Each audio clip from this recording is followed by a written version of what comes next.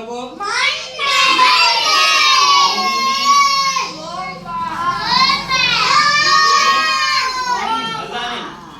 हिंदी में सिर्फ सोम बोलते हैं। क्या बोलते हैं?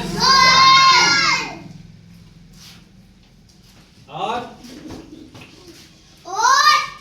क्या कौन सा सब्जेक्ट है? कौन सा सब्जेक्ट पूछ रहे हैं? दिन नहीं पूछ रहे हैं। कब आई है? बोर्ड पे भी नहीं देख के बता पा रहा। बेवकूफ है तुम लोग। क्या है? अरबी। मतलब अरबी है। अरे तो इसमें कौन सा तख्ती नहीं लिखा हुआ ये बात बताओ जल्दी से पहले। तख्ती नंबर 1 का क्या नाम है?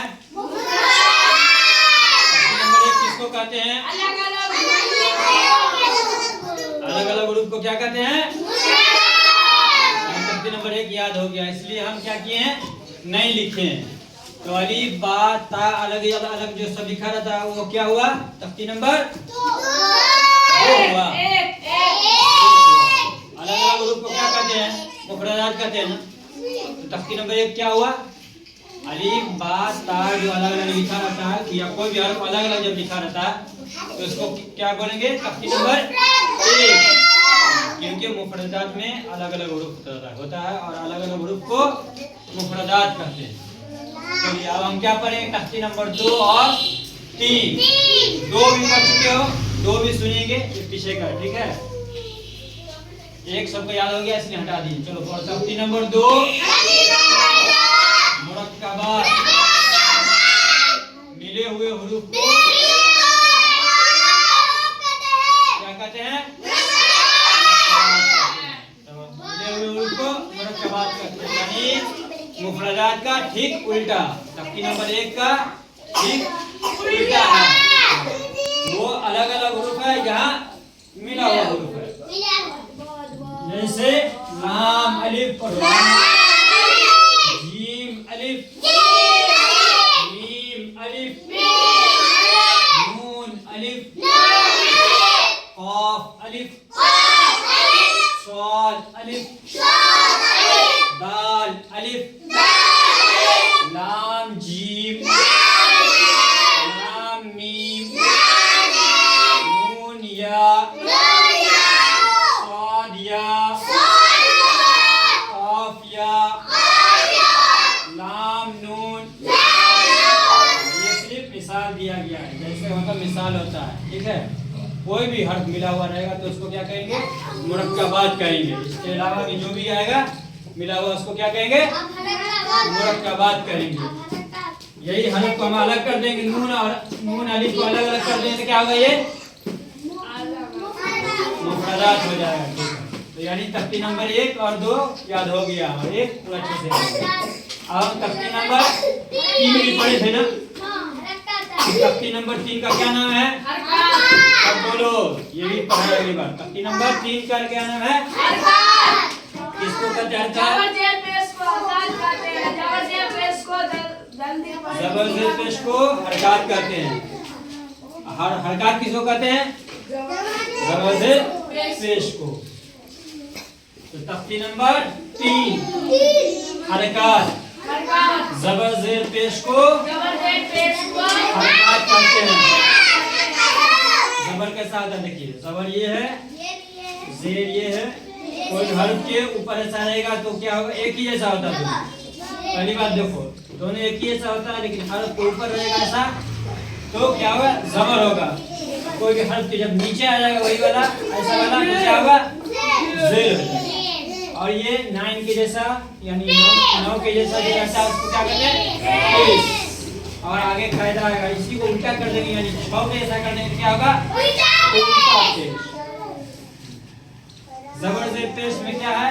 इसको जल्दी पढ़े, इसको जल्दी पढ़े, इसको जल्दी पढ़े, लेकिन वही जब उल्टा पेश आता है तो क्या आता है? वो वाह मद्दा द्वारा वो बीच के पढ़ा जाता है। तो वो कब आएगा? वो तख्ती नंबर 4 में आएगा। किसमें आएगा? 4 में। तो हम तख्ती नंबर 3 यहाँ पे पढ़ चुके थे, इसके आगे का पढ़िए। तख्ती नंबर 3 के आगे का जबर जेर पेश को जल्दी पढ़ें, थोड़ा भी ना खींचे। थोड़ा पढ़ाएं ताकि याद हो जाए। अभी और बाकी है तख्ती नंबर 3 में, ठीक है। जैसे अलिफ हमेशा खाली होता है, जो अलिफ खाली ना हो वो हमजा है, जबर के बाद ऊपर को उठती है, जाती है, ठीक है।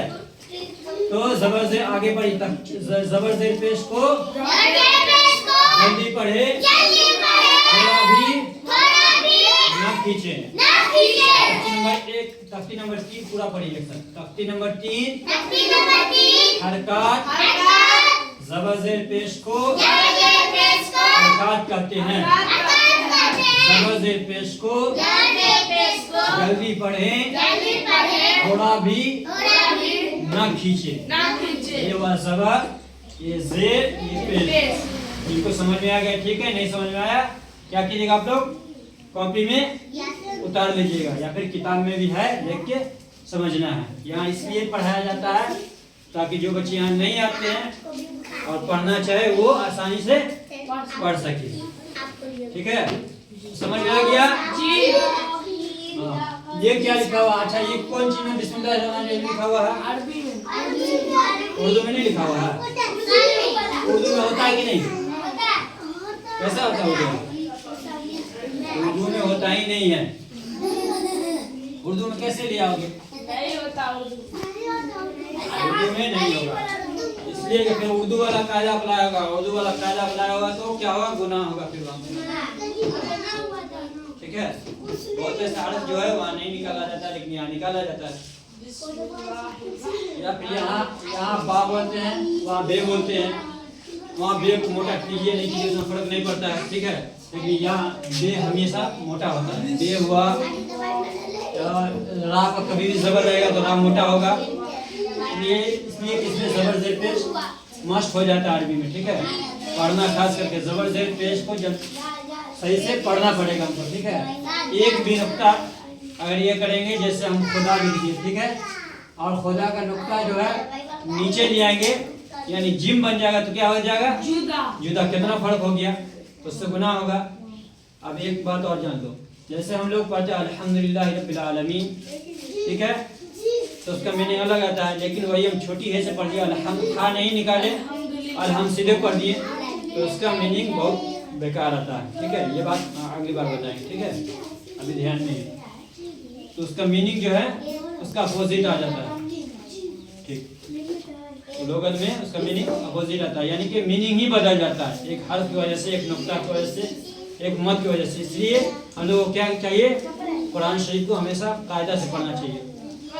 लाख पढ़ लें हम देहाती भाषा में जैसे तैसे, अब अल्लाह की मर्जी माफ कर दे, उसमें सवाब दे दे, वो बात अलग है, लेकिन बहुत गुनाह होता है। इसलिए कि हम पढ़ते हैं अपने मन से कुछ, लेकिन असल में हम कुछ और पढ़ रहे होते हैं, ठीक है। इसलिए कि मीनिंग बदल जाता है, हर्फ बदलेगा, मीनिंग बदलेगा।